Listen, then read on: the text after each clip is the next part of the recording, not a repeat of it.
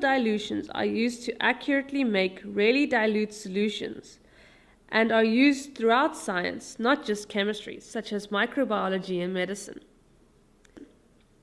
So let's look at an example. As before, we start with our equation. M1 V1 equals M2 V2. For the first dilution, M1 equals 1 mole. V1 equals 10 moles. M2, we do not know. And V2 equals 20 moles because we have already added 10 moles of water to dilute it by half. Substitute in these values and you get 1 times 10 equals M2 times 20. So 10 equals 20 M2, and rearranging means M2 equals 0.5. Now on to our second dilution. M1 equals 0.5. V1 equals 20 mole. M2 we do not know.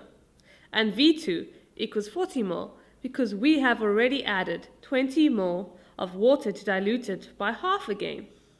Substitute in these values and we get 0.5 times 20 equals M2 times 40. So 10 equals 40 M2. And rearranging means M2 equals a quarter. And finally, our third dilution. M1 equals a quarter. V1 equals 40 mole. M2 we do not know. V2 equals 80 mole because we have already added another 40 mole of water to dilute it again by half. And substituting in these values gives us a quarter times 40 equals M2 times 80. So 10 equals 80 M2, and rearranging gives us M2 equals an eighth, which is 0.125 moles. So after 3 dilutions, the concentration of the hydrochloric acid is 0.125 moles. See, serial dilutions are just as easy as plain old dilutions. All you need to remember is that good old M1 V1 equals M2 V2. Take your time, show you're working, and you'll fly through dilution questions. There is just one tiny thing more to know about dilutions, and that is how we label them.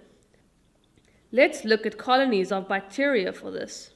So we take 1 mole of our bacteria colony and add it to 9 mole of broth. This gives us a 1:10 dilution.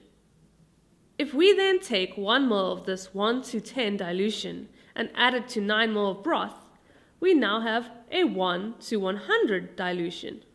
And if we take 1 mole of this 1:100 dilution and add it to 9 mole of broth, we now have a 1:1000 dilution. Or even just a plain old chemistry experiment.